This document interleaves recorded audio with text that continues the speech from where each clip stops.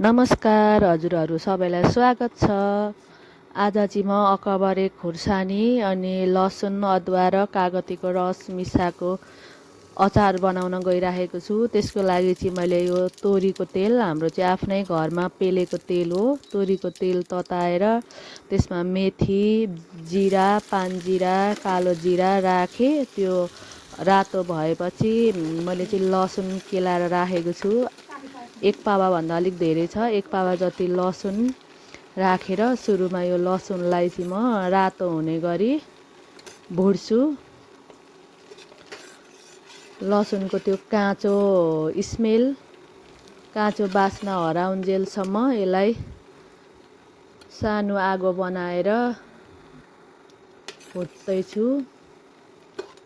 यो चाहिँ लसुन तेलमा तार्दैखेरि यस्तो मिठो बास्ना आइसकेको छ। यसलाई चाहिँ एकछिन चलाउँदै पकाउँदैछु। अब यसमा चाहिँ मैले आधी पावा जति अदुवा सानो सानो टुक्रा पारेर काटेको थिएँ। त्यो अदुवालाई पनि हालेर यसको अदुवाको पानी नसुकुन्जेलसम्म, त्यसको काँचो बास्ना नहराउन्जेलसम्म सानो आगो बनाएर भुट्दैछु। अब चाहिँ यो लगभग अदुवा लसुन चाहिँ रातो भइसक्यो। काँचो भयो भने चाहिँ फेरि यो काँचो ठसक्क गनाउँछ। अनि यो खुर्सानी चाहिँ मैले अस्ति इलाम जाँदाखेरि इलामको लोकल अकबरे ल्याएको थिएँ। यता बेच्न ल्याएको चाहिँ उहाँको जस्तो पिरो हुँदैन।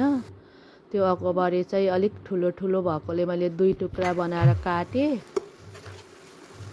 अनि त्यो काटेको खुर्सानीलाई चाहिँ अब अदुवा र लसुनमा राखेर यसलाई पनि म भुट्छु। यो चाहिँ एकदम पिरो भएकोले पुरै राग आइरहेको छ।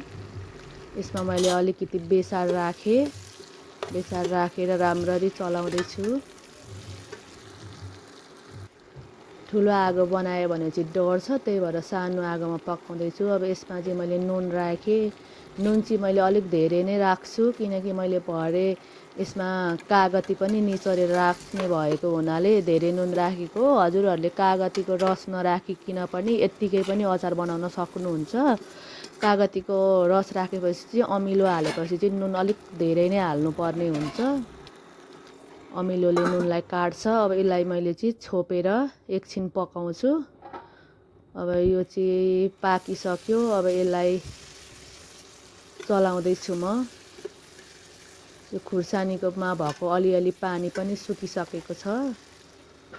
अब यसमा चाहिँ मैले यो छोप राख्दैछु। छोपमा चाहिँ मैले तोरी, जिरा, धनियाँ, टिमुर, पानजिरा, कालो जिरालाई चाहिँ कराईमा तताएर हल्का भुटेर मिक्सरमा पिसेर लिएको थिएँ। अब यसलाई राखेँ। कस्तो मिठो बास्ना आइसक्यो। अब यो छोप हालेपछि त यो अचारको अहिले यत्तिकै खाइहाल्नु जस्तो बास्ना आएको छ घरभरि नै। अब यसमा चाहिँ मैले निचोरेर राखेको कागतीको रसलाई चाहिँ छानेर राख्दैछु।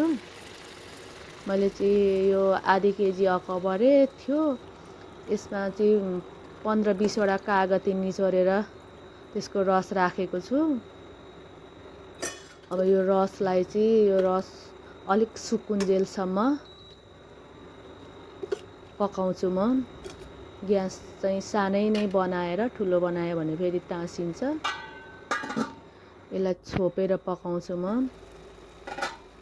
यसको पुरै बास्ना आइरहेको छ हरर। यति चलाएर अब फेरि अलिक यो गिलै छ।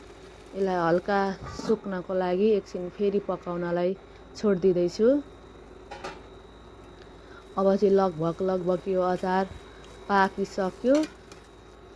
अब चाहिँ यो अचार पाकिसकेको छ।